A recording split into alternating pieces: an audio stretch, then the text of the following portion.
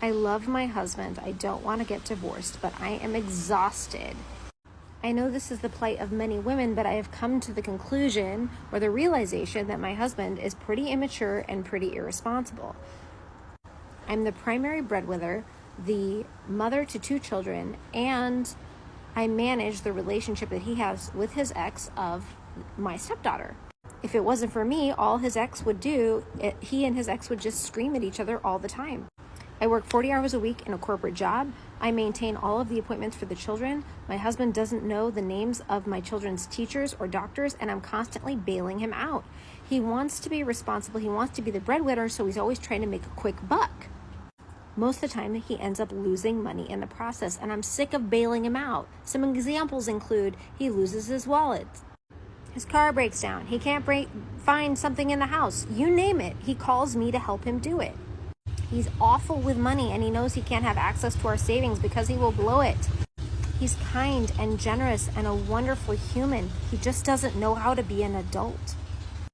I feel like I am a mother to 4 children, and frankly, I know I can't leave him because I don't think my children would be okay with him left alone. So I am stuck in this situation. I want to be able to count on someone other than myself, and I feel like I have no idea where to turn. I've tried to give him small responsibilities, and it just doesn't work out. I have enabled this behavior too long to just flip a switch and expect him to be somewhere else. So give me some advice. How do I get out of this? My name is Billy Tarasio. I'm an Arizona family law attorney. This post came from the Modern Divorce Support Group, and I really commend your bravery in asking the question.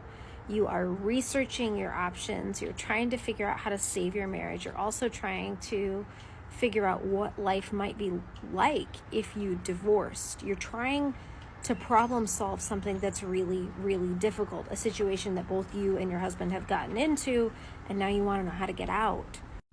Divorce is one way to get out, but as you have mentioned, it comes with serious consequences. It's not an easy out. And if there's another way out, you should look for it, which is exactly what you're doing. Let's assume you're correct and you are parenting a child. I might get in trouble for this, but perhaps your husband can be parented or taught to be more responsible in certain ways. There is this concept called fair play. It's a book and a game, and it comes with cards.